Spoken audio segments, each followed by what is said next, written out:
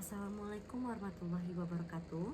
Perkenalkan, nama saya Vina Candika Dewi, NIM 210231153 dengan Prodi Pendidikan Sastra Tasik, Fakultas Bahasa dan Seni.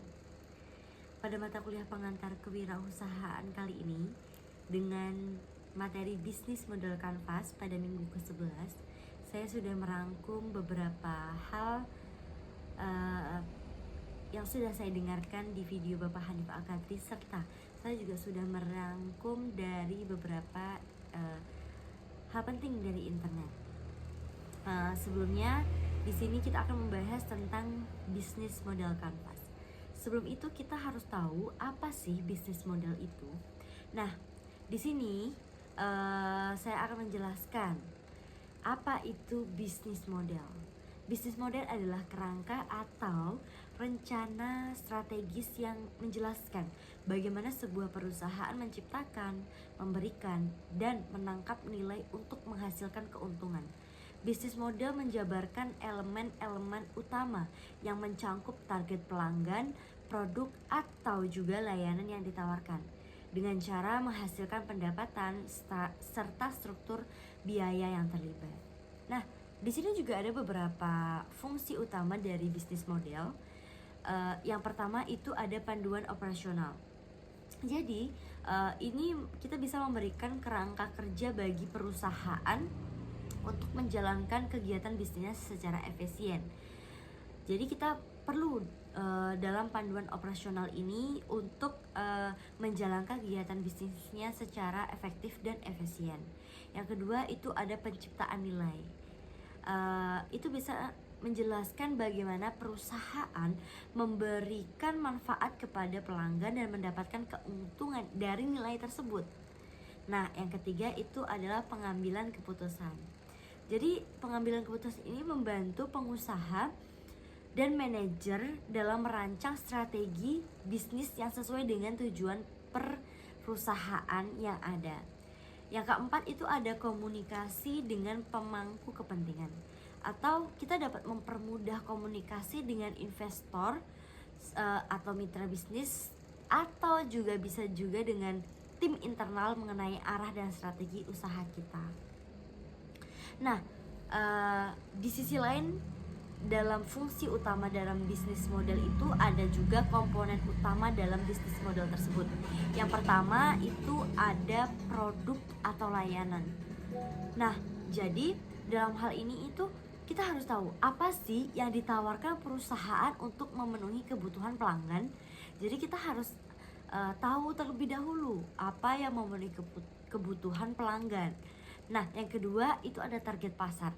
Nah, target pasar itu biasanya kelompok pelanggan yang menjadi fokus usaha. Jadi target pasar kita itu siapa gitu. Misalnya kita memang dalam kelompok-kelompok pelanggan tertentu, itu yang menjadi fokus usaha kita. Yang ketiga itu ada proporsi nilai atau keunggulan, atau juga bisa juga disebut dengan nilai tambah yang membedakan produk atau layanan dari kompetitor. Yang keempat itu ada saluran distribusi, atau dengan yang bisa kita sebut dengan perusahaan itu bisa mendistribusikan produk atau layanan ke pelanggan. Yang kelima itu ada pendapatan. Dari sekian banyak langkah-langkah tadi itu pasti ada pendapatan ya. Dari sekian banyak usaha itu pasti ada pendapatan. Nah, jadi pendapatan itu termasuk ke dalam komponen utama dalam bisnis model ini. Jadi pendapatan itu adalah sumber pendapatan utama kita dari bisnis tersebut. Selain ada pendapatan, itu juga ada struktur biaya. Jadi biaya yang dikeluarkan untuk menjalankan usaha kita itu seperti biaya produksi dan pemasaran. Itu bagaimana sih kita harus menstrukturkan bagaimana biaya tersebut. Nah, yang terakhir itu ada kemitraan. Kemitraan itu biasanya mitra strategis yang membantu kita dalam mengoperasionalkan bisnis tersebut, seperti pemasok atau juga distributor. Nah, Unisys model kanvas atau biasa disebut dengan BMC adalah itu alat strategis yang digunakan untuk merancang, menganalisis, dan memvisualisasikan model bisnis suatu perusahaan dalam bentuk yang sederhana dan juga terstruktur. Itu dulu dikembangkan oleh Alexander Osterwalder pada tahun 2004. Jadi BMC ini membantu kita atau membantu wirausahaan untuk memahami elemen-elemen utama yang membangun bisnis sehingga mempermudah proses pengambilan keputusan serta juga inovasi. Jadi BMC atau Unisys Model Canvas ini ada elemen-elemennya juga yang akan saya jelaskan nanti, karena itu juga merupakan sebuah cara untuk menciptakan sebuah perusahaan, menyampaikan dan juga menangkap nilai dari pelanggannya. Nah, dalam hal tersebut pasti ada tujuannya. Apa sih tujuan dari Business Model Canvas ini? Nah, tujuan yang pertama itu ada memetakan model bisnis secara visual. Jadi menampilkan elemen-elemen bisnis tertentu dalam satu halaman untuk memudahkan analisis dan kolaborasi. Yang kedua itu ada mengidentifikasikan peluang. Jadi membantu kita untuk menemukan area untuk perbaikan dan juga inovasi. Yang ketiga itu merancang strategi. Jadi membantu pengusaha atau tim bisnis dalam mengembangkan strategi yang efektif dan efisien. Yang keempat itu ada komunikasi dan stakeholders. Itu mempermudah komunikasi ide bisnis kita dengan tim, investor ataupun mitra.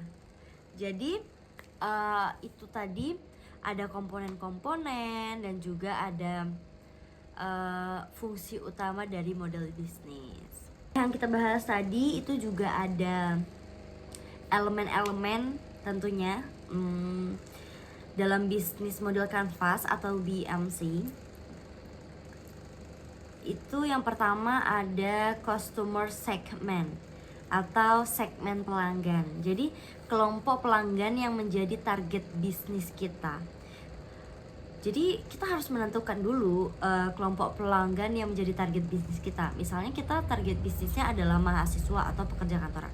Ya kita targetkan pada pelanggan-pelanggan tersebut. Kita harus menyesuaikan kebutuhan, apa sih yang dibutuhkan oleh mahasiswa, apa sih yang dibutuhkan oleh pekerja kantoran.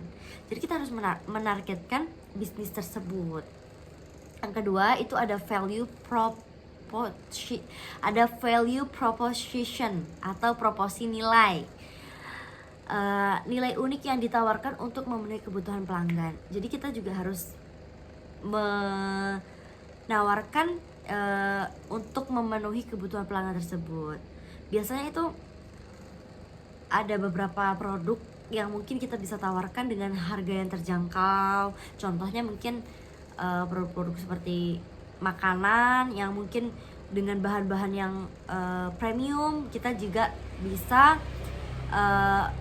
menawarkan dengan harga yang terjangkau, harga yang juga premium, atau kita bisa menawarkan dengan harga yang realistis sesuai dengan target pasar kita. Yang ketiga itu ada channel atau saluran. Jadi cara untuk menyampaikan produk kita atau layanan kepada pelanggan. Di situ kita bisa dalam channel ini kita bisa mengaplikasikan dalam toko fisik. Kita bisa menjual dalam toko yang bersifat memang ada, dan juga bisa juga dengan aplikasi online. Kita bisa menargetkan dengan seperti yang sekarang trendy, kita bisa mengaitkan dengan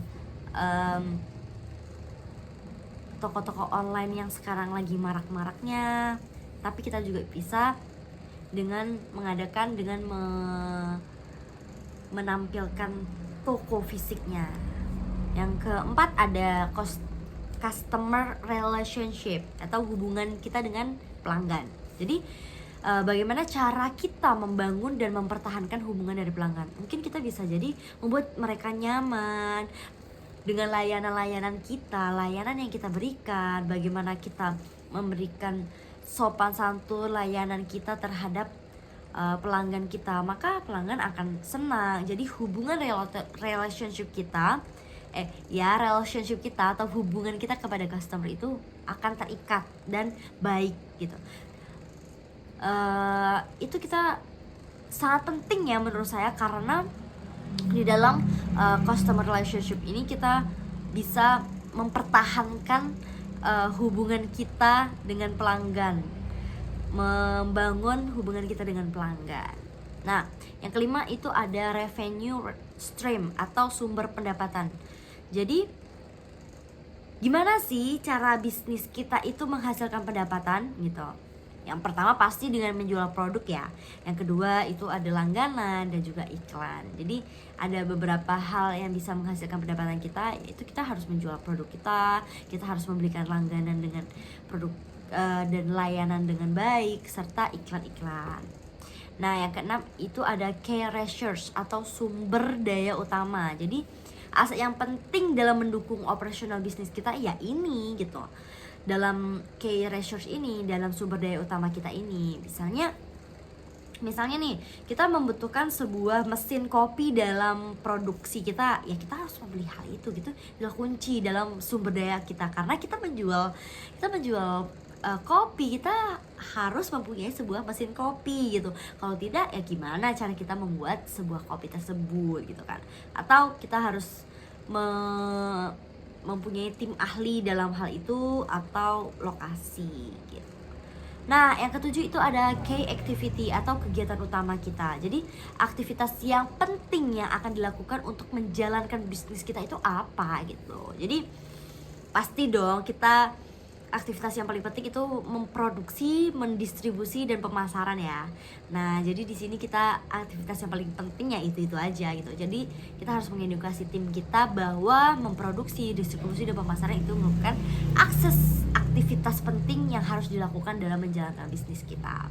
Nah, yang ke-8 itu ada key partnership atau kemitraan utama. Jadi mitra yang mendukung operasional bisnis kita. Jadi pemasok bahan baku kita, mitra distribusi kita gitu. Jadi dalam hal ini kita harus mempunyai sebuah mitra yang mendukung operasional bisnis kita. Yang terakhir itu ada struktur biaya. Jadi biaya utama dalam menjalankan bisnis kita ini memang harus terstruktur gitu loh. Bagaimana biaya produksi itu harus terstruktur, apa saja yang dibutuhkan itu harus terstruktur dalam struktur biaya ini. Jadi ada biaya produksi, ada pemasaran, dan juga gaji karyawan. Ini harus benar-benar terstruktur karena ini merupakan juga elemen yang penting dalam bisnis model kanvas ini ya. Nah, jadi yang terakhir itu ada juga bisnis model kanvas dan kaitannya dengan bisnis. Jadi ini merupakan yang seperti yang saya bahas tadi, ini merupakan alat yang digunakan untuk merancang, menganalisis, dan juga memvisualisasikan model bisnis sebagai sebuah usaha perusahaan dalam bentuk yang sederhana dan mudah gitu ya. Nah, itulah beberapa hal yang sudah saya bahas dalam video ini. Itu ada bisnis model kanvas ya. Yang pertama itu tadi ada pengertian bisnis model, yang kedua ada bisnis model kanvas atau BMC, yang ketiga ada elemen-elemen bisnis. Maaf jika ada salah-salah kata, itu pribadi dari saya dan kebenaran itu mutlak dari Allah Subhanahu wa taala. Saya Vina Candika Dewi undur diri. Assalamualaikum warahmatullahi wabarakatuh.